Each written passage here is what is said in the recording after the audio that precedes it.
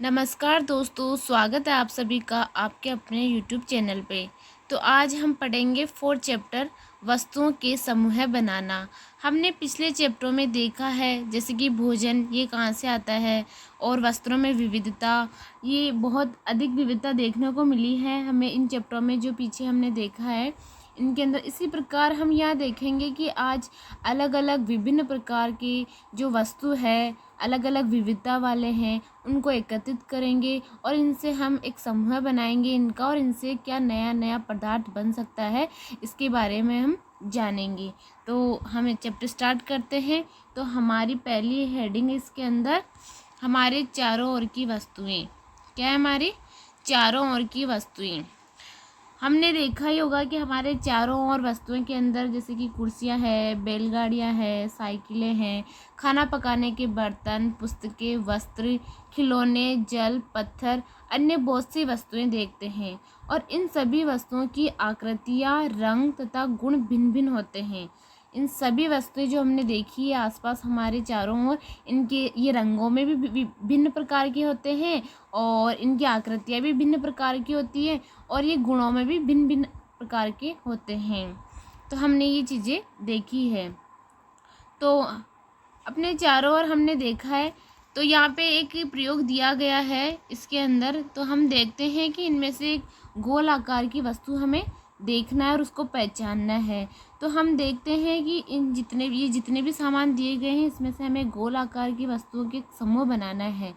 गोल आकार की वस्तु का समूह बनाना है, चाहे वो किसी भी विभिन्न पदार्थों से मिलकर बनी हो चाहे कैसी भी हो। तो हम देखेंगे कि इसके अंदर गोल आकार की हमें एक तो रबड़ की गेंद हो जाएगी, जो अक्सर बच्चे खेलते रहते हैं रबड़ की गेंद से। ये रबड़ की गेंद, फुटबॉल, कंचे हो जाएंगे, ये सम्मिलित कर लेंगे गोल आकार की वस्तुओं के अंदर। यदि हम जैसे अगर हम फल फ्रूट के अंदर देखें गोल आकार, तो सेब है, संतरे हैं, घड़े जैसी वस्तु भी इसमें रखा जा सकता है। घड़े जैसी वस्तुओं को भी इनको रख सकते हैं हम। तो ये हमारे गोल आकार की वस्तुओं का समूह हो गया। गोल आकार की वस्तु का एक समूह बना लिया हमने इन सभी चीज़ों को एकत्रित करके एक जगह रखे। तो हम ये देखते हैं कि हमने जैसे ये तो हुई हमारे गोल आकार की चीज़ें। उसके बाद हम देखते हैं कि प्लास्टिक की बनी वस्तुओं का एक समूह बनाना चाहते हैं। यदि हम प्लास्टिक की जो भी वस्तुएं बनी हुई रहती है हम अक्सर देखते हैं, तो अगर उसका हम समूह बनाना चाहते हैं तो उसके अंदर देखिए बाल्टियाँ जो हम घरों में बरतते प्लास्टिक की चीज़ों के अंदर बाल्टियाँ है, लंच बॉक्स है, खिलौने हैं, जल पात्र है, पाइप है, नलियाँ हैं। इसी प्रकार बहुत सी वस्तुओं के इस समूह में हमें बहुत सारी चीज़ों को हम इस समूह में ले सकते हैं। अतः वस्तुओं के समूह बनाने के बहुत से ढंग है। एक ही ढंग नहीं है, बहुत सारे हैं। उनकी आकृति के आधार पर, उनके रंगों के आधार पर, इस प्रकार हमने वो बना लिया है। हमारे चारों ओर की जो वस्तुएं हैं वो एक से अधिक पदार्थों से बनी होती है। कोई एक पदार्थ से मिलकर नहीं, विभिन्न पदार्थों से मिलकर बनी होती है। जैसे कि पदार्थ कांच है, धातुएं हैं, प्लास्टिक है, लकड़ी है, रुई है, कागज है, पंख तथा मृदा भी हो सकते हैं।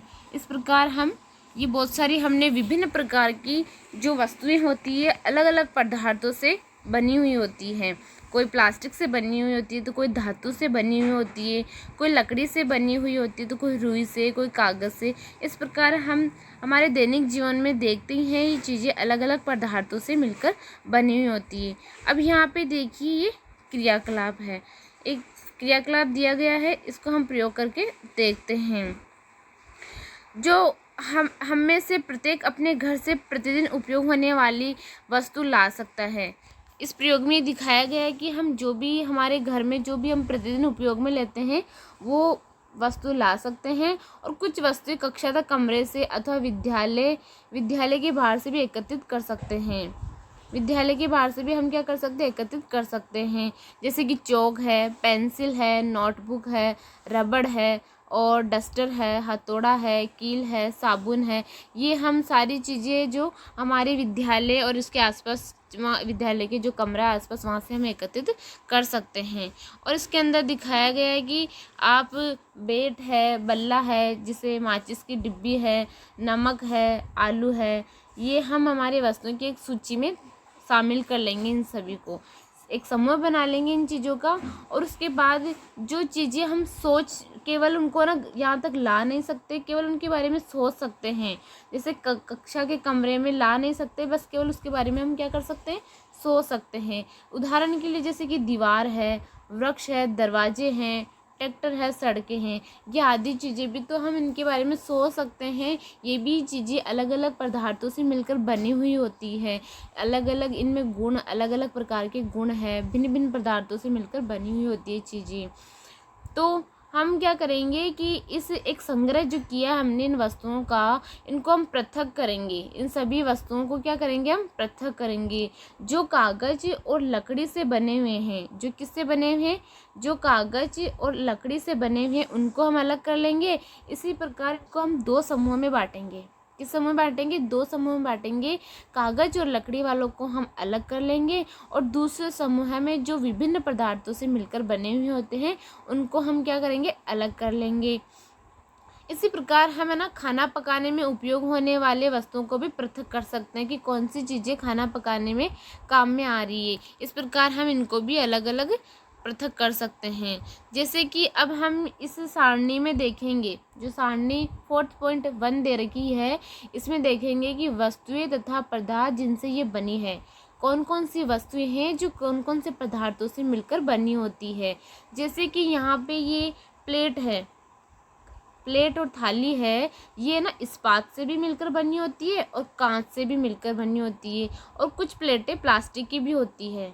हमने देखा ही है घरों में भी या कहीं पे भी जाते हैं फंक्शन में, तो कांच की प्लेटें भी होती है और कुछ प्लेटें प्लास्टिक की भी बनी होती है। उसी प्रकार ये पेन है, पेन प्लास्टिक का भी बना होता है और पेन धातु का भी बना होता है।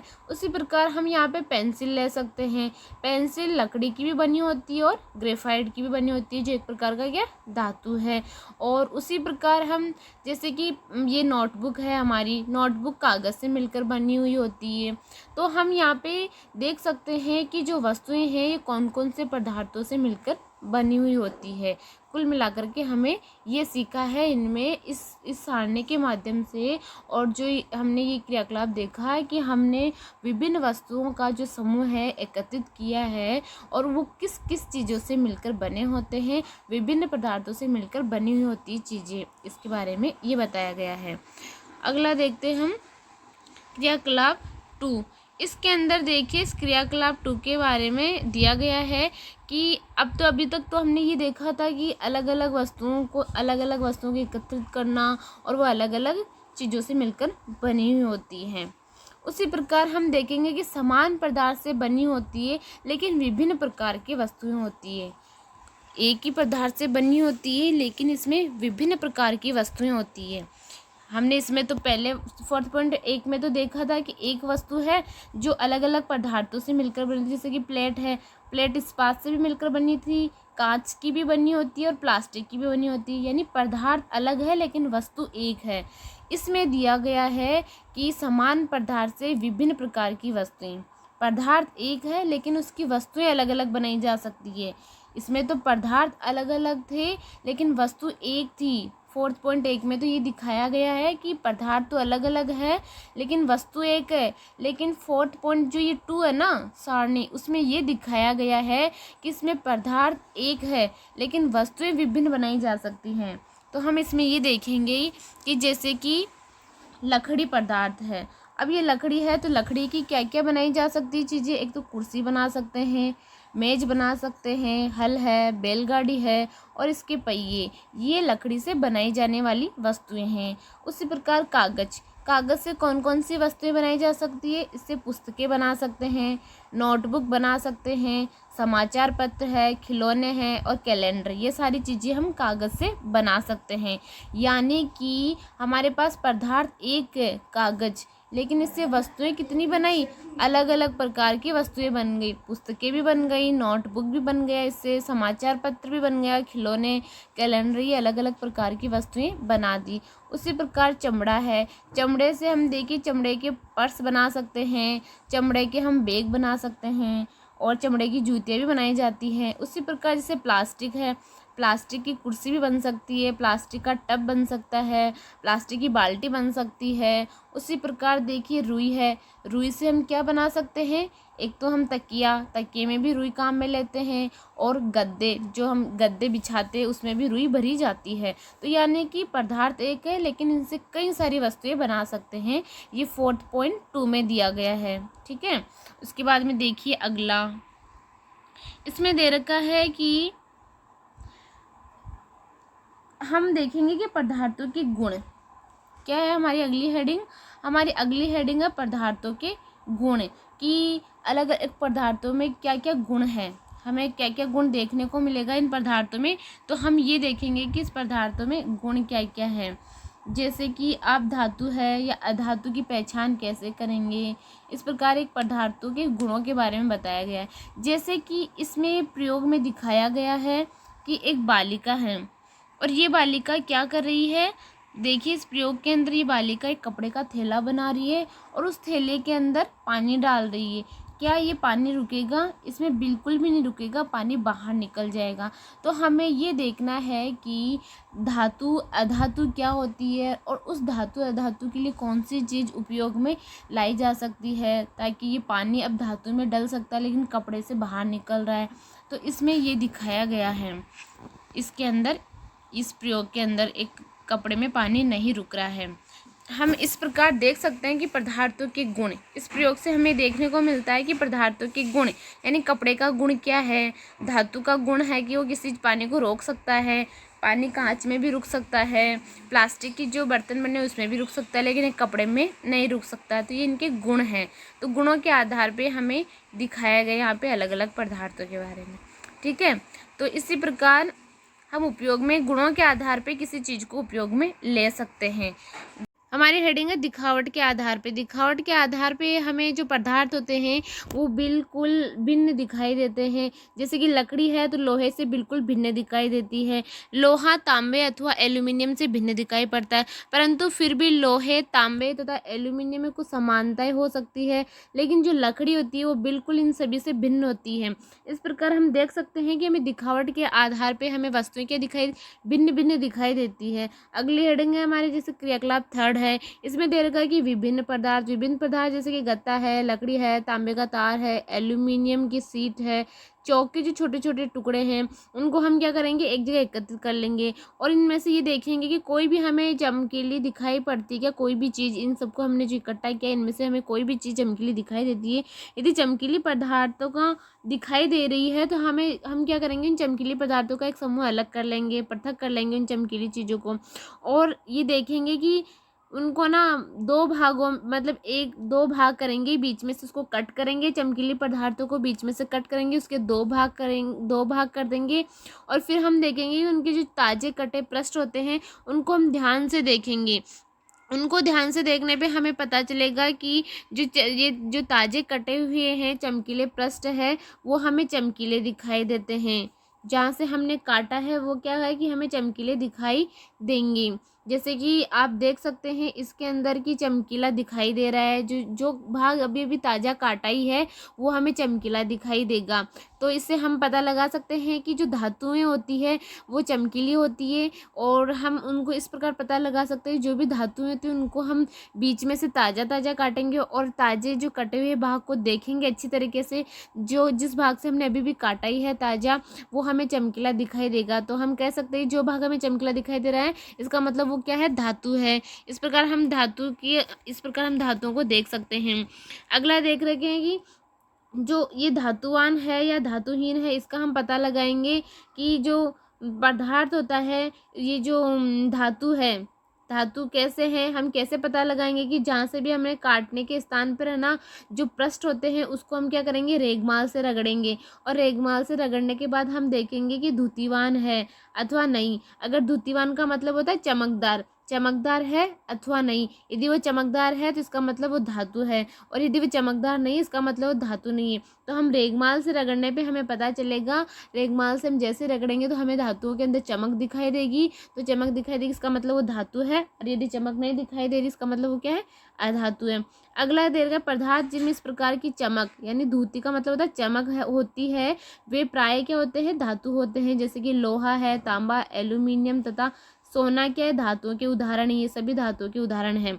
कुछ धातुएं बहुधा अपनी चमक खो देते हैं, यानी कि वो चमकहीन हो जाते हैं। ऐसा उन पर क्यों होता है कि जो वायु तथा नमी की अभिक्रियाओं के कारण वो किसमें, वायु और नमी के संपर्क में आ जाते हैं, इस वगैरह एक प्रकार की अभिक्रिया हो जाती है और इस वजह से वो अपनी चमक खो देते हैं।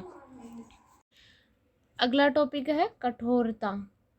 इसमें क्या होता है कि जब विभिन्न पदार्थों को अपने हाथों से दबाते हैं तो उनमें से कुछ को दबाना क्या होता है, कठिन होता है, जबकि कुछ अन्य आसानी से संपीड़ित हो जाते हैं। संपीड़ित का मतलब आसानी से ही वो सिकुड़ जाते हैं। धातु की एक चाबी लेना है तथा इससे ना लकड़ी, एल्यूमिनियम, पत्थर का टुकड़ा, कील, मोमबत्ती, चौक, अन्य कोई भी पदार्थ अथवा वस्तु के पृष्ठों को खरोंचने का प्रयास कीजिए। ये चीज़ें लेकर के आप इसको खरोंचने का प्रयास करेंगे ना तो आप कुछ पदार्थों को आसानी से खरोच सकते हैं, जबकि कुछ पदार्थ ऐसे होते हैं कि इतनी आसानी से नहीं खरोचा जा सकता है। वे पदार्थ जिन्हें आसानी से हम संपीड़ित कर सकते हैं अथवा खरोच सकते हैं वो क्या कहलाते हैं, कोमल पदार्थ कहलाते हैं। जो आसानी से संपीड़ित का मतलब जो आसानी से सिकुड़ जाए अथवा जो आसानी से खरोचा जाता है वो क्या कहलाएंगे, कोमल पदार्थ। जबकि अन्य पदार्थ जिन्हें संपीड़ित करना कठिन होता है, जिन्हें दबाना कठिन होता है वो क्या कहलाएगा, कठोर पदार्थ कहलाते हैं। उदाहरण के लिए जैसे कि रुई अथवा स्पंज है, ये एक प्रकार की कोमल पदार्थ है, जबकि लकड़ी क्या है, कठोर पदार्थ है। जबकि लकड़ी क्या है, कठोर पदार्थ है। दिखावट में पदार्थों में विभिन्न गुण हो सकते हैं। देखने के अंदर तो हमें पदार्थ के अंदर विभिन्न गुण दिखाई देते हैं, जैसे कि धुती यानी चमक, कठोरता है, रुक्ष यानी खुरदरापन है अथवा चिकना होना। ये सारे क्या है, पदार्थों के विभिन्न गुण हैं जो हमें दिखावट के आधार पर दिखाई देते हैं। अभी हम इन पदार्थों को देखते हैं तो इसमें इनके दिखावट का वर्णन भी कर सकते हैं और इनके गुणों को भी हम देख सकते हैं। ठीक है, हमारी अगली हेडिंग है विलय अथवा अविलय। ठीक है, तो इसमें क्या होता है कि कुछ इसमें एक क्रियाकलाप दे रखा है, ये फोर्थ क्रियाकलाप है जिसकी कुछ ठोस पदार्थ है, जैसे कि चीनी है, नमक है, चौक पाउडर है, बालू रेत है, लकड़ी के बुरादे के नमूने इकट्ठे करें हमने। इस क्रियाकलाप में दे रखा है कि ये सारे जो इसमें पदार्थ दे रखे हैं, ये ठोस पदार्थ, इन सबको हम क्या करेंगे, इकट्ठा कर लेंगे। उसके बाद में कांच के 5 गिलास लेंगे और प्रत्येक गिलास के लगभग 2/3 भाग में जल भरेंगे और पहले गिलास में कुछ मात्रा में हम क्या करेंगे, एक चम्मच भर के चीनी और दूसरे में नमक डालेंगे तथा इसी प्रकार शेष गिलासों में अन्य पदार्थ मिलाएंगे। पहले में तो हम चीनी डाल देंगे और दूसरे में नमक, बाकी इसी प्रकार से हम जो जितनी भी गिलासें बची उसमें क्या करेंगे, अन्य पदार्थ मिला देंगे और प्रत्येक गिलास की अंतर वस्तु को चम्मच से धीरे धीरे हिलाएंगे, यानी उसको अंदर से हम क्या करेंगे, धीरे धीरे चम्मच की सहायता से हिलाएंगे। कुछ मिनट तक हम प्रतीक्षा यानी वेट करेंगे और हम पता लगाएंगे कि इन पदार्थों में क्या अंतर आया है, ये पदार्थ घुले हैं या नहीं घुले हैं, ये चीज़ हम इसमें देखेंगे। तो हम यहाँ देखते हैं इस सारणी के माध्यम से कि जो नमक है वो पूरी तरह से क्या होता है, जल में घुल जाता है। नमक घुल जाता है जल में, नमक घुल जाता है जल में और चीनी जो होती है ये भी जल में घुल जाती है। और बालू है, बालू जल में घुल नहीं पाती है ना, जल के अंदर नीचे बैठ जाती है बालू। चौक पाउडर भी जल में नहीं घुल पाता है और लकड़ी का बुरादा भी नहीं घुल पाता है जल के अंदर। ठीक है, तो अगला देखिए, इसके अंदर इसमें दे रखा है कि कुछ पदार्थ होते हैं जो जल में पूर्णतः लुप्त हो गए हो यानी पूरी तरीके से घुल गए हो, वो क्या कहलाएंगे, विलय। जो पदार्थ जल में अच्छी तरीके से पूरी तरीके से घुल जाए वह विलय कहलाते हैं। और जो पदार्थ मिश्रित नहीं हो पाते हैं जल के अंदर, काफ़ी समय तक हम गिलास में उसको हिलाने के बावजूद भी वो जल में लुप्त नहीं हो पाते हैं या घुल नहीं पाते, तो क्या कहलाएंगे? अविलेय। यानी कि जो जल में घुल जाए वो विलेय है, और जो जल में नहीं घुलते वो क्या कहलाएंगे? अविलेय कहलाएंगे। इसी प्रकार यहाँ पे देखिए क्रियाकलाप दे रखा है। इस क्रियाकलाप के अंदर है सिरका, नींबू का रस, सरसों का तेल अथवा नारियल का तेल, मिट्टी का तेल, अन्य कोई भी हम द्रव ले सकते हैं, और एक कांच का गिलास लेंगे। इसे क्या करेंगे? आधा जल से भरेंगे, जैसे कि आपको इस चित्र में दिखाया गया है। आधा क्या करेंगे? इसको जल से भरेंगे। उसके बाद में इनको हिलाएंगे, बारी बारी करके सबको क्या करेंगे? हम हिलाते जाएंगे, और 5 मिनट के लिए इनको छोड़ देंगे। तो हम ये देखेंगे कि द्रव जल के साथ मिश्रित हो जाता है। जो द्रव है, अगर द्रव डाल रहे हैं तो वो तो जल के साथ में मिश्रित हो जाता है, लेकिन जो तेल है वो मिश्रित नहीं हो पाता है। इस डायग्राम में हम ये देख रहे हैं, जैसे कि ए के अंदर दे रखा है कि कुछ द्रव जल में भली भांति मिश्रित हो जाते हैं। इस वाले डायग्राम में आपको देखने को मिल रहा है कि इसमें तो जल ही डाला है, जो जल मिल गया जल के अंदर। लेकिन इसके अंदर देखिए, इस वाले डायग्राम में इसमें जल नहीं है, इसमें तेल है। जो तेल की एक परत जम गई है यहाँ पे ऊपर एक तेल की परत आ जाती है, तो तेल जल में अच्छी तरीके से घुल नहीं पाता है, और उसकी एक लेयर जम जाती है ऊपर। तो हम ये देखते हैं कुछ जो द्रव है वो जल में पूर्णतः मिश्रित हो जाते हैं, जबकि कुछ अन्य द्रव होते हैं जो जल में मिश्रित नहीं होते हैं, और कुछ समय तक ऐसे ही छोड़ देने पर अपनी पृथक परत बना लेते हैं। For example oil. ठीक है, अगला देखते हैं हम। जैसे कि इसमें सारणी में दे रखा है कि सिरका है। सिरका क्या होता है? भली भांति मिश्रित होता है। सिरका मिश्रित हो जाता है जल के अंदर। ठीक है, नींबू का रस भी जल में मिल जाता है, बट सरसों का तेल, नारियल का तेल और केरोसिन का तेल, ये तीनों ही है जो जल में नहीं मिल पाते हैं अच्छी तरीके से। ये एक अपनी लेयर बना लेते हैं जल के ऊपर। और इसमें देखो ये बूझो है, ये सुझाव देता है, इसमें पूछ रहा है कि क्या ये जो तेल है ये सभी के साथ इसी प्रकार व्यवहार करता है? नहीं, तेल सभी के साथ इस प्रकार का व्यवहार नहीं करता है। ये कुछ पदार्थ होते हैं जिसमें तेल घुल भी जाता है। केवल जल के अलावा अन्य पदार्थ होते हैं, कुछ पदार्थ है जिनमें तेल घुल सकता है। ठीक है, जैसे कि कुछ गैसें हैं, जैसे कि कुछ गैसें हैं जो जल में विलय हैं, जबकि अन्य नहीं, जल में नहीं मिलती हैं। कुछ गैसें तो जल में घुल जाती है, जबकि अन्य नहीं घुल पाती है। सामान्यतः जल में कुछ गैसें थोड़ी मात्रा में ही घुल पाती है। जैसे उदाहरण के लिए हम बता सकते हैं कि जल में विलीन ऑक्सीजन गैस हमेशा जल में विलय रहती है, और जल में रहने वाले जंतु एवं पादपों का उत्तरजीविता के लिए क्या है? अत्यंत महत्वपूर्ण है। ये गैस जो ऑक्सीजन गैस होते हैं, ऑक्सीजन जो गैस होती है वो जल में विलय रहती है, और ये जंतु एवं पादपों की उत्तरजीविता के लिए इम्पोर्टेंट भी है। घुली हुई भी रहनी चाहिए, अगर नहीं रहेगी तो फिर ये जंतु और पादपों के लिए हानिकारक होगा, अन्य सभी प्राणियों के लिए हानिकारक होगा, यहाँ तक कि जो श्वसन से जीविका चलाते हैं उन सभी के लिए हानिकारक हो जाएगा। इसी प्रकार अगला टॉपिक हमारा है कि वस्तुएं जल में तैर अथवा डूब सकती हैं। क्या वस्तुएं जल में तैर सकती है या डूब सकती है? ऐसा किस कारण होता है? तो हम देखेंगे इस क्रियाकलाप के माध्यम से। इसमें दे रखा है कि जल में अविलेय ठोस जल से पृथक हो जाते हैं। जो जल में अविलेय जो ठोस होते हैं ना, जो घुल नहीं पाते हैं, और जो ठोस होते हैं वो क्या होता है? जल से पृथक हो जाते हैं। वो जल से पृथक हो जाते हैं, जैसे कि हमने क्रियाकलाप ऊपर देखा ही था। और कुछ द्रवों के साथ ऐसा होता है कि कुछ पदार्थ जो जल में मिश्रित नहीं हो पाए वे जल के पृष्ठ पर तैरने लग जाते हैं, जैसे कि ऑयल है जो हमने देखा है कि वो तैरते नहीं। और इसमें दे रखा है कि जल में डूबती या तैरती वस्तुएं, जैसे कि जो हल्की वस्तुएं होती हैं वो तो जल के ऊपर तैरने लग जाती है, और जो भारी वस्तुएं होती हैं वो जल के नीचे बैठ जाती हैं।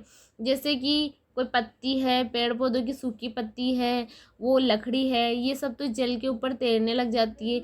लेकिन जो जैसे कि कोई लोहे की भारी वस्तु होती है, कंकड़ है, और ये सब क्या है? नीचे बैठ जाती हैं।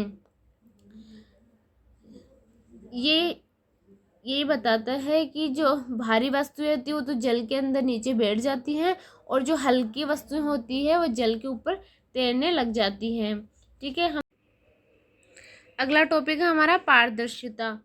पारदर्शिता के अंदर क्या है कि पारदर्शी उसे कहते हैं जिसके आर पार हम वस्तुओं को देख सकते हैं।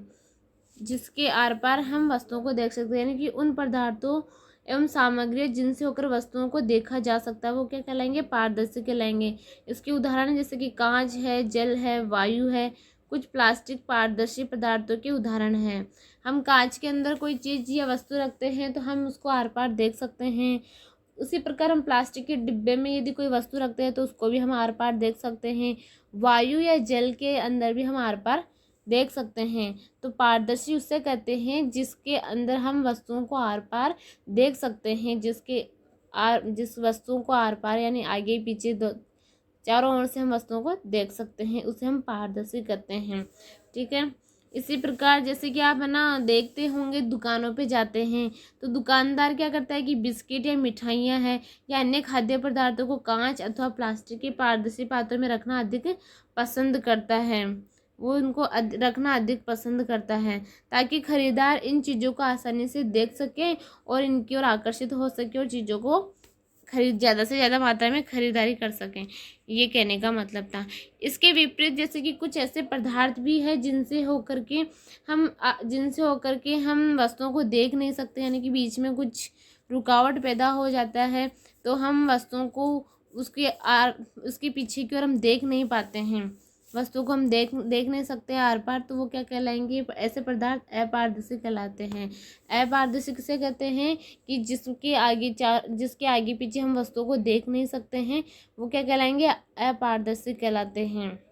यानी वस्तुओं को हम स्पष्ट रूप से देख नहीं सकते हैं जिसके आगे पीछे, वो अपारदर्शी कहलाते हैं। ठीक है। जैसे कि हम इसमें आपको उदाहरण बताएं तो बंद लकड़ी का एक बॉक्स है, गत्ते के डिब्बे हैं तो धातु के पात्र हैं।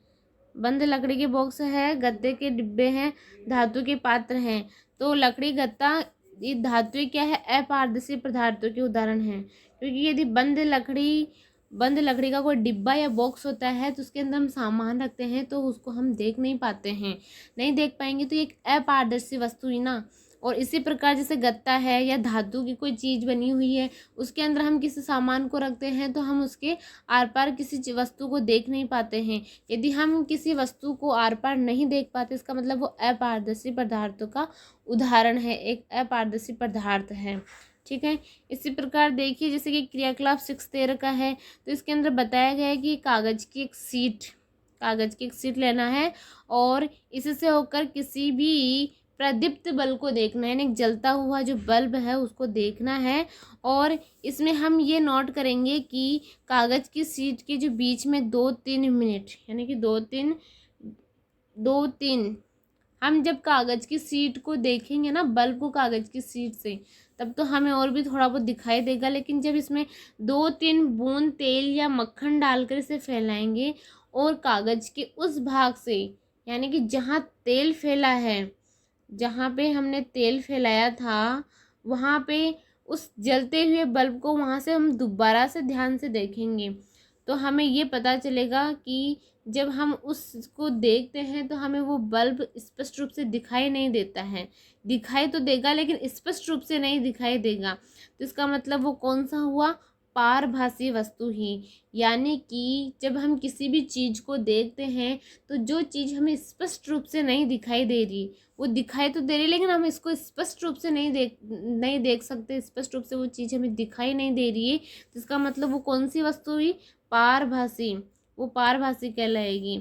जैसे हमने दिखाया, इसमें एक प्रयोग करके बताया था आपको, कागज़ पर लगे उस तेल के धब्बे, उससे अगर हम बल्ब को देखेंगे तो हमें बल्ब स्पष्ट रूप से दिखाई नहीं देगा। यदि जलते हुए बल्ब को आप देखोगे तो स्पष्ट रूप से दिखाई नहीं देगा, तो इसका मतलब वो कौन सा है, पारभासी है।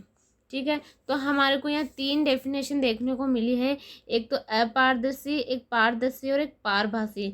अपारदर्शी तो वो होती है जिसके अंदर हम वस्तु को आर पार देख नहीं सकते हैं, वह अपारदर्शी है। पारदर्शी है यदि किसी कांच की बोतल या प्लास्टिक बोतल में कोई वस्तु रखी हुई है, लेकिन उसे रखी हुई है और हम उसे आर पार देख सकते हैं, तो वो पारदर्शी का उदाहरण है। इसी प्रकार पारभासी वह जब कोई हमें कोई चीज़ दिखाई तो दे रही है लेकिन वो स्पष्ट रूप से नहीं दिखाई दे रही, तो इसका मतलब वो कौन सा पारभासी का उदाहरण है, ये है। और इससे हमने ये सीखा है कि पदार्थों की अपनी भिन्न भिन्न दिखावट होती है, भिन्न भिन्न प्रकार की दिखावट होती है। इनके जल अथवा अन्य द्रवों में मिश्रित होने के ढंग भी भिन्न भिन्न ही होते हैं और वे जल में तैर अथवा डूब सकते हैं अथवा पारदर्शी, अपारदर्शी और पारभासी हो सकते हैं। पदार्थों का समूह उनके गुणों में समानताओं अथवा विभिन्नताओं के आधार पर किया जा सकता है। जो पदार्थों का जो हम समूह बनाते हैं वो उनके गुणों में कुछ तो समानताएं होगी या उनके गुणों में कोई विभिन्नता के आधार पर हम पदार्थों का क्या बनाएंगे, समूह बनाएंगे। तो इसी प्रकार हम ये देखते हैं कि हमें पदार्थों को समूह में रखने की आवश्यकता क्यों पड़ती है। हमें हमारे दैनिक जीवन में हम जब प्राय पदार्थों का समूह अपनी सुविधा के लिए करते हैं, ये जो समूह बनाते हैं हम वो हमारी सुविधा के लिए करते हैं। एक दुकानदार है क्या ना, कांच की बरनी के अंदर या प्लास्टिक के डिब्बे में जैसे कि बिस्किट है, हिंगोली है या चॉकलेट है, ये इन चीज़ों को इसलिए रखता है क्योंकि उस दुकानदार के लिए ज़्यादा सुविधा रहती है। ग्राहकों के बजाय दुकानदार के लिए ज़्यादा सुविधा, एक तो देने में आसानी रहेगी, एक उसको भी स्पष्ट रूप से दिखाई देगी वो चीज़, और ग्राहकों को भी वो आकर्षित करेगी वो चीज़। तो यानी कि उनका भंडारण जो हम हैं उन वस्तुओं, सामान वस्तुओं का, वो एक हमारी सुविधा के लिए ही करते हैं हम इन सभी चीज़ों का। ठीक है, तो अब हम यहाँ पे देखिए कुछ क्वेश्चन आंसर भी कर लेते हैं। जैसे कि इसमें अभ्यास प्रश्न में दे रखा है कि लकड़ी से बनाई जा सकने वाली 5 वस्तुओं के नाम लिखिए। तो लकड़ी से बनाई जाने वाली 5 वस्तु है, जैसे कि लकड़ी की कुर्सी हो गई, लकड़ी की चेयर है, लकड़ी की एक टेबल बना सकते हैं हम, लकड़ी का पलंग होता है, लकड़ी के जंगले होते हैं, खिड़कियाँ होती हैं, लकड़ी से बहुत सारी चीज़ें बनाई जा सकती हैं। अगला क्वेश्चन है कि निम्नलिखित में से चमकदार पदार्थों का चयन कीजिए। तो इसमें से चमकदार क्या है, एक तो कांच की प्याली चमकदार होती है, स्टील का चम्मच चमकदार होता है, प्लास्टिक का खिलौना और सूती कमीज ये चमकदार नहीं है। दो, सूती कमीज और प्लास्टिक का खिलौना है ये चमकदार नहीं है, लेकिन कांच की प्याली और स्टील का चम्मच क्या है, चमकदार वस्तु है। अगला क्वेश्चन है निम्नलिखित वस्तुओं का मिलान करना है। इसके अंदर इसमें क्या करना है, वस्तुओं का मिलान करना है। जैसे कि पुस्तक है तो पुस्तक कागज से मिलकर बनी हुई होती है, गिलास किसकी, कांच की होती है, कुर्सी लकड़ी की बनी हुई होती है, और जो खिलौना है ये प्लास्टिक का बना होता है, और जूते चमड़े के बने होते हैं। इस प्रकार इसके ये आंसर है। अगला क्वेश्चन दे रखा है कि नीचे दिए गए कथन सत्य है अथवा असत्य, इसका उल्लेख करना है। हमें इसमें देखना है कि सत्य कथन कौन सा है और असत्य कथन कौन सा है। जैसे कि पत्थर पारदर्शी होता है जबकि कांच अपारदर्शी होता है, ये बिल्कुल असत्य कथन है। कांच पारदर्शी होता है और पत्थर क्या होता है, अपारदर्शी होता है। तो हमें जो ये फर्स्ट ये जो क है इसके अंदर रॉन्ग करना है। उसके बाद अगला है कि नोटबुक में धुती होती है जबकि रबड़ में नहीं, ये दोनों ही गलत है। ना तो रबड़ में होता है और ना नोटबुक में होती है चमक। उसके बाद में अगला क्वेश्चन है चाक जल में विलीन हो जाता है, चौक नहीं, चौक जल में विलीन नहीं होता है। लकड़ी का टुकड़ा जल पर तैरता है, बिल्कुल सही है। चीनी जल में विलीन नहीं होती है, हो जाती है, चीनी जल में विलीन होती है। उसके बाद में अगला है तेल जल के साथ मिश्रणीय है, नहीं, तेल जल के साथ मिश्रणीय नहीं है। अगला है कि बालू रेत जल में निषादित हो जाता है, बिल्कुल बालू रेत नीचे बैठ जाती है। सिरका जल में विलीन हो जाता है, बिल्कुल सिरका जो है वो जल में विलीन हो जाता है। अगला क्वेश्चन है 5वां कि नीचे कुछ वस्तुओं तथा पदार्थों के नाम दिए गए हैं, जैसे कि जल, बास्केट बॉल है, संतरा है, चीनी है, ग्लोब है, सेब तथा मिट्टी का घड़ा है। इनको हमें क्या करना है, एक समूह में रखना है। तो इसमें दे रखा कि गोल आकृति तथा अन्य आकृति है, यानी गोल आकृति वाली कौन कौन सी चीज़ें हैं। गोल आकृति में बास्केट बॉल आ जाएगी, एक संतरा आ जाएगा, उसी प्रकार ग्लोब है, सेब है, ठीक है। मिट्टी का घड़ा भी आप गोल आकृति में ले सकते हैं, ठीक है। और बाकी खाद्य और अखाद्य के अंदर आएंगे जल है और एक बचा है चीनी। चीनी खाद्य पदार्थ हो जाएगा और जल अखाद्य पदार्थ हो जाएगा। ठीक है। अगला क्वेश्चन दे रखा है 6 में कि जल में तैरने वाली जिन वस्तुओं को आप जानते हैं उनकी सूची बनाइए और जांच कीजिए और देखिए कि क्या वे तेल अथवा मिट्टी के तेल पर तैरती है क्या। जल में तैरने वाली जिन वस्तुओं को आप जानते हैं, बिल्कुल जो तेल है और मिट्टी का तेल है वो क्या आता है, जल के ऊपर अपनी एक लेयर बना लेते हैं तो वो जल के ऊपर तैरते हैं। उसके बाद अगला क्वेश्चन है निम्नलिखित समूह में मेल न खाने वाला ज्ञात कीजिए। जो मेल नहीं खा रहा है वो ज्ञात करना है हमें।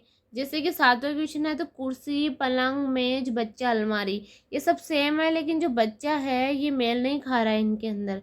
ठीक है। अगला है गुलाब, चमेली, नाव, गेंदा, कमल।